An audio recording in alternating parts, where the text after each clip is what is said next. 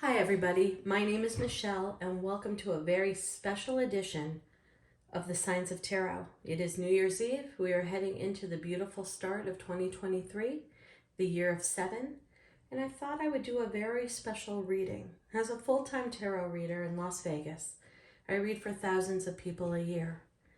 And I'm often asked the question, Michelle, can you explain the tarot journey?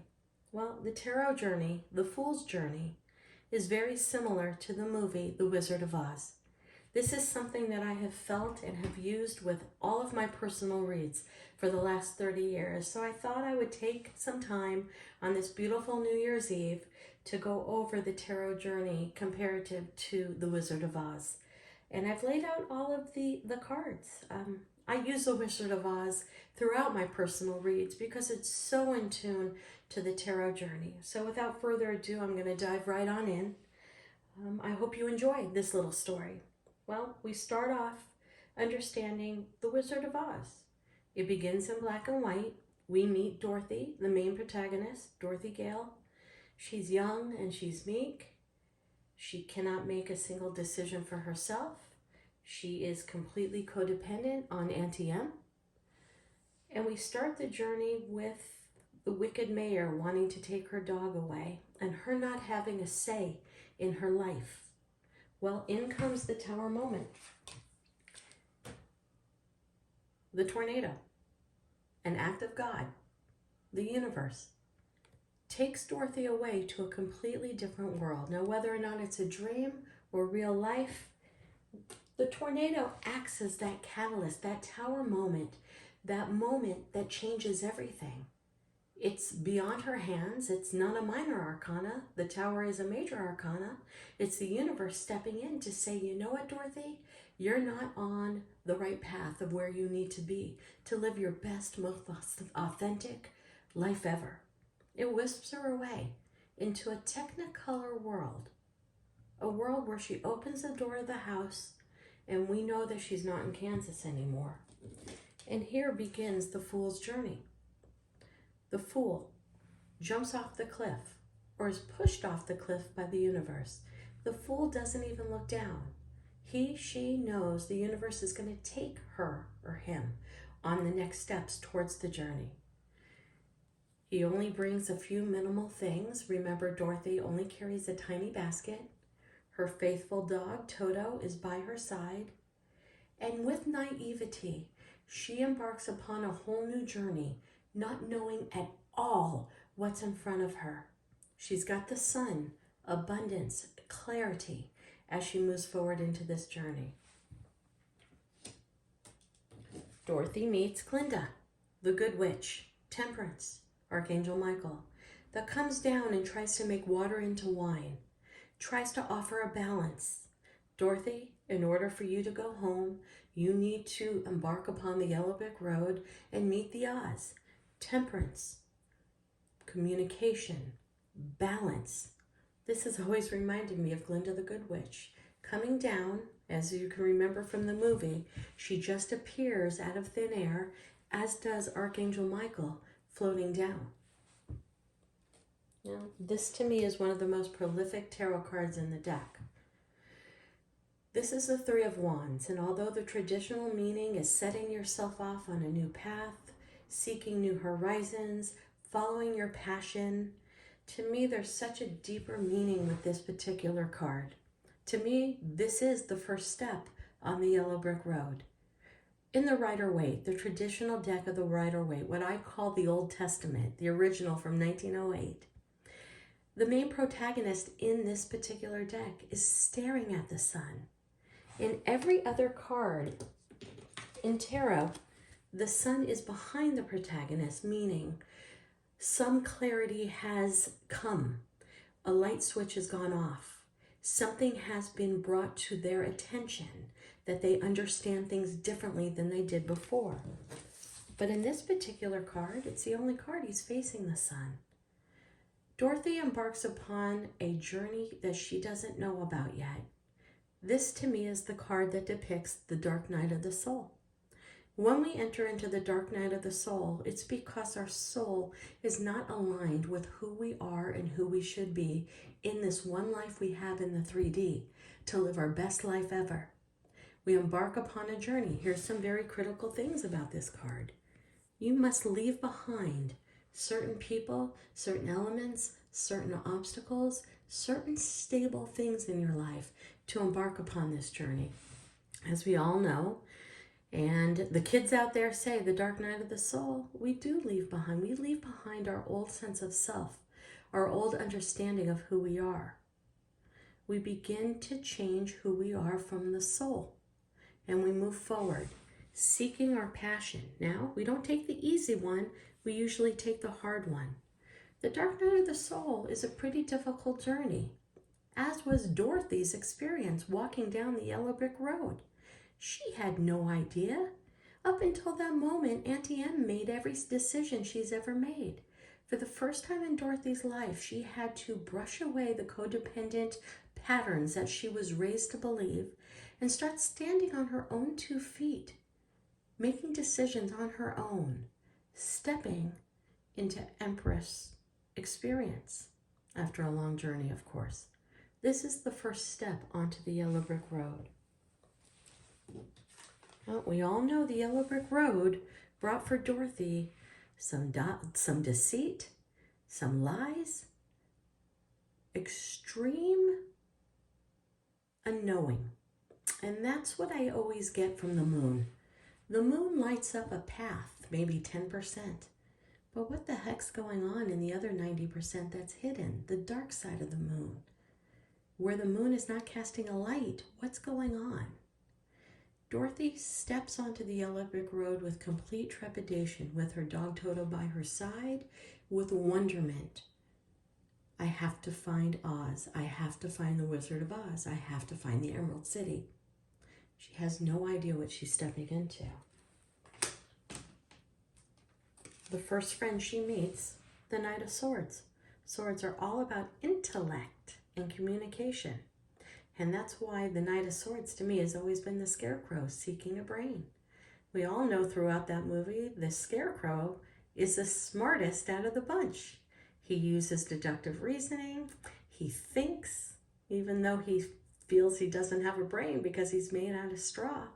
He is the one that says, Dorothy, let's go. Let's find Oz together, and charges forward. Very similar to the Knight of Swords. And then they find the Tin Man, who has a heart of gold, but is looking for his heart, looking for love.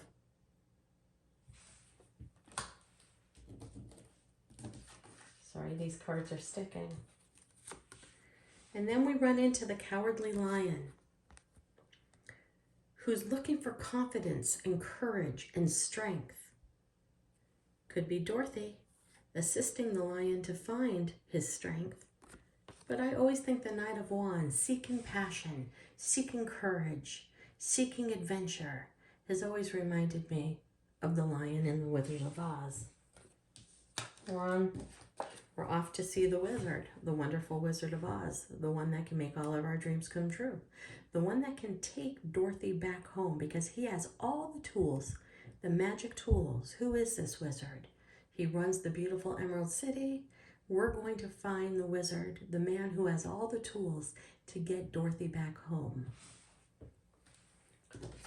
Along the trails, we know there's a lot of fighting, a lot of deception, some twists and turns. Dorothy goes after the apple. The trees turn on her and throw the apples to her. All kinds of things. And mainly, Dorothy finds the Wicked Witch of the West, the evil, wicked Witch of the West, who forces Dorothy to think on her own 2 feet, come up with a plan. How can she conquer the witch? The High Priestess, Dorothy knows all but tells nobody. For the first time in little Dorothy's life, she has to rely upon herself and only herself to get herself out of the witch's chambers, save her friends, and try to go back to the Oz to get back home. The High Priestess. This is that turning point in the movie where you realize Dorothy is turning on her own 2 feet, thinking for herself, making smart decisions. Well, she captures the witch. She rides into victory. She wins all the battles. She wins the war. She comes home to cheering of Oz. She defeated the witch.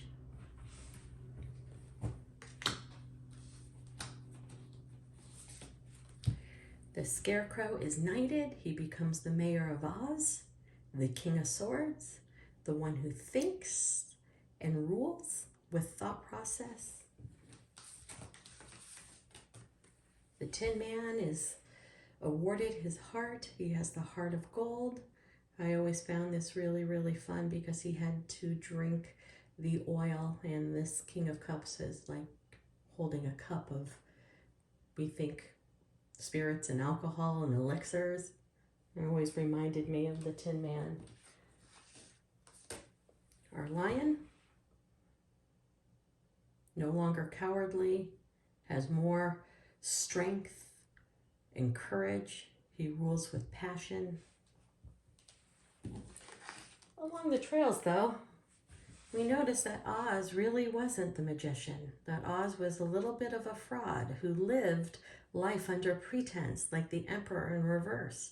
He ruled by being a narcissist. He ruled by pretending to be something he was not.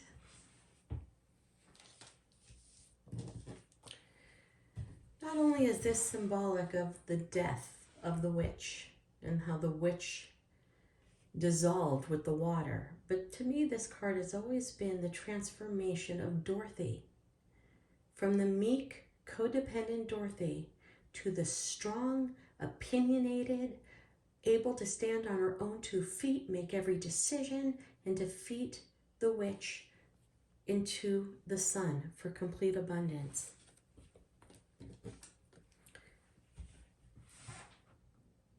The Star card.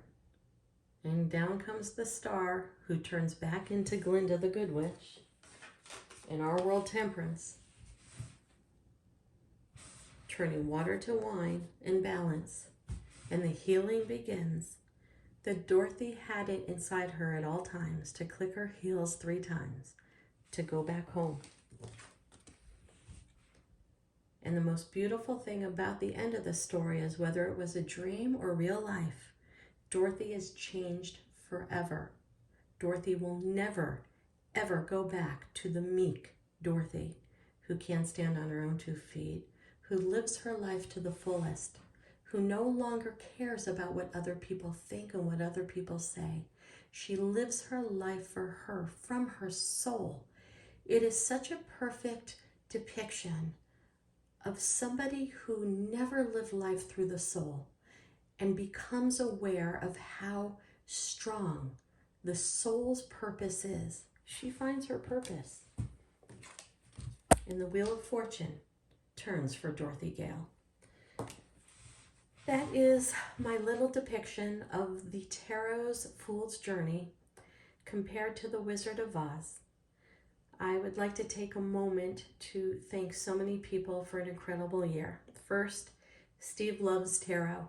Thank you, Steve. You saved about 100,000 of us this year with your intense, amazing, smart, and intuitive energy readings. And thank you so much for creating the Soul Tribe on Twitter. We have all become friends. We all interact with each other.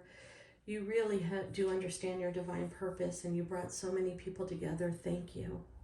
I want to thank the thousands of people that I have read for in 2022, whether it was in my studio or Zoom or at different events. Thank you for allowing me to be a part of your fool's journey. I want to thank all of the tarot readers on YouTube. Thousands of hours, countless hours, exhaustion. You see some of these readers, they're reading at 2 in the morning, 3 in the morning, before work, after work. We are all here to raise the collective consciousness, to get us out of this funk and to help redirect ourselves and other people to living our life's true purpose Thank you to all the tarot readers out there for your countless hours of dedication in helping the collective raise our consciousness. I am proud and honored to be a part of your world. And I want to thank my daughters who have put up with a mom who left corporate America and turned it in for a tarot deck so I could fulfill and live my life's purpose. I want you all to have a happy, healthy, beautiful, amazing new year. Namaste.